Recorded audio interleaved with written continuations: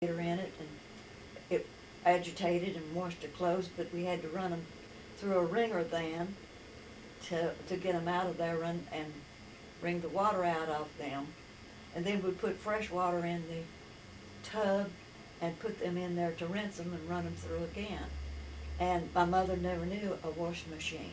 She always washed her clothes in a tub on a board, a washboard, and she'd wash them through about 3 waters. But the white clothes, in order to keep them white and not get dingy, she had a big pot she set up on the stove and put those clothes in there, and homemade soap, because back in those days nearly everybody made their own soap. They cut the fat off of the animals, and I don't realize exactly how they did that, and cooked them with a little bit of lye in it, and cooked that until it was just almost like liquid. And then when it got cold, they cut it out in blocks. And that was the soap that they used to wash their clothes with. And she would chip that up and put it in that pot with white clothes and boil those clothes a little while on the top of the stove. And then she would take them out of that water and wash them through another clear water and rinse them, and they'd be white as snow when she hung them up. And when I first was married, that's the way I washed our clothes. But some of the older, bigger families, like Andrew's grandmother, she had a big family, and she'd go down to the creek one day a week and they had a great big pot, wash pot, that she'd build a fire down there on the creek and set that pot over that fire and put the creek water in it to boil the clothes in down there. And doing the laundry for a big family was a whole day's work. She'd wash those clothes, those trees down there. She'd wash them in the tubs that the water she got out of the creek, and boil them in that pot and wash them and rinse them. And then they had lines strung from one tree to another down there, and she would hang those clothes on the line, and you could see them flying in the breeze until they were dry, and then before dark they'd go take them in. And so I thought of many a time, and I can still see the picture of her down there, Miss Cyphers down there at the creek washing her clothes when I was 5, 6, and 7 years old. But then when I think also about the wells, after we began to drill wells, because earlier in life they would go to the spring. They would be all over the country. There would be a spring. They'd scoop out a part of the earth and where the water was coming out of a rock, out of the mountain, out of the rocks. They'd scoop out and make a kind of a bowl thing. We'd call it a spring, and the water would come out in that spring, and it'd be good cold water. And that's where we'd go get our water to drink. But most of the time, before the wells were drilled or dug, they had hand-dug wells too. They used the water out of the creek to wash with and got the water to cook with and drink out of the spring. And even after I was married, I used to go to the spring to get our drinking water and carry the water a long ways to wash the clothes at night while your dad worked in the coal mines.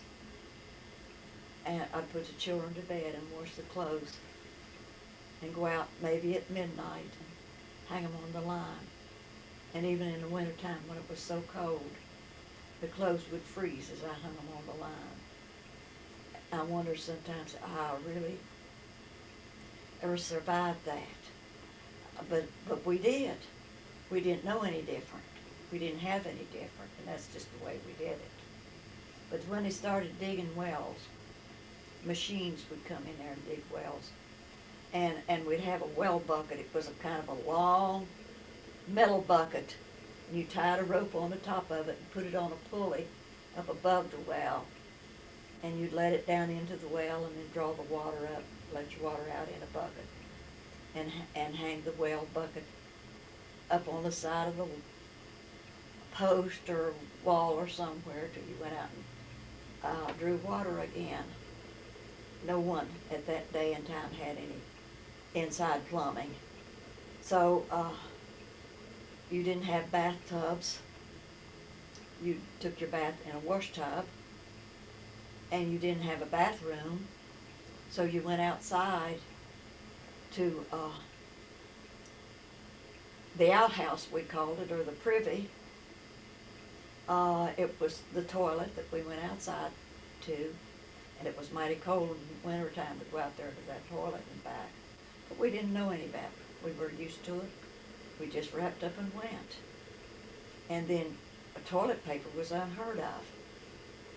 We didn't have toilet paper that you go to the store and buy. We used a Sears Roebuck catalog or Montgomery Ward catalog or old rags that Mom would put a box full of them out there in the toilet, and that's what we used. But we didn't know any better. We had never had anything any different. And so it wasn't embarrassing to us.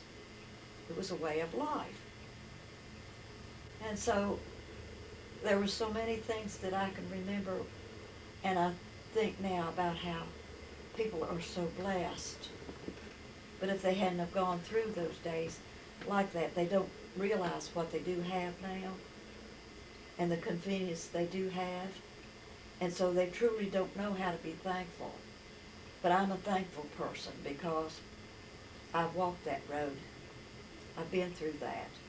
And I was thinking the other day about our food and how when my dad dug the potatoes, when the time come to get the potatoes out of the ground, when the vines had died and the potatoes had matured, he scooped out a big hole on the garden floor, leveled it off, piled the potatoes up there, and puts some kind of a covering over it, most of the time like oilcloth.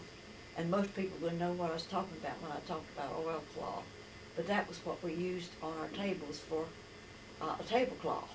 You could buy it in great big rolls from the grocery store. Go to the grocery store and buy so many yards of it, and put it on your table, and that was your tablecloth. And you just took a damp cloth and wiped it off and kept it clean. Well, he'd go and buy some of that and cover those potatoes over with it, and then shovel dirt on it and make the dirt real deep over top of those potatoes. But he would always fashion a little door where that he could open and go in and get the potatoes out. And then he would cover that door up with dirt, but he always knew where it was, and he could get it away and go out there and get a half a bushel of potatoes out. And they were good potatoes, Bob, because they didn't dry out like they do in the grocery store now. And they were always so juicy and fresh and sweet when we get them out of there. Well, we did the cabbage the same way. He would bury the cabbage, turn the root upside down. He didn't cut it off. He just pulled the head of cabbage up and set it on its head. The roots stuck up, and he'd bury the cabbage like that. And the rutabagas, Hanovers, buried them in the ground, because many people now, my grandfather, Hedrick, had what he called a cellar. He built a cellar, and I don't know how he insulated the walls or anything, but it was kind of, you went kind of downhill, down under the ground, kind of into that cellar, and he put his vegetables and stuff in there. But those of us who didn't have a cellar, we buried ours in the ground and just dug it out in the winter and ate them like that. And they were good and sweet and fresh like. I loved to come home from school and come to the door and walk in and hear Mom in the kitchen, but the fire would be going good and the house would be warm, and smell all that good food cooking and the cornbread baking. And I felt secure as a kid because I always knew there'd be a good warm supper and the house would be warm. But we didn't have electricity for a long time. We had an oil lamp. We had oil lamps that we used in the house, and that's what I got my lessons by of a night. I would sit by the oil lamp and do my homework, and they would carry the oil lamps from room to room when necessary.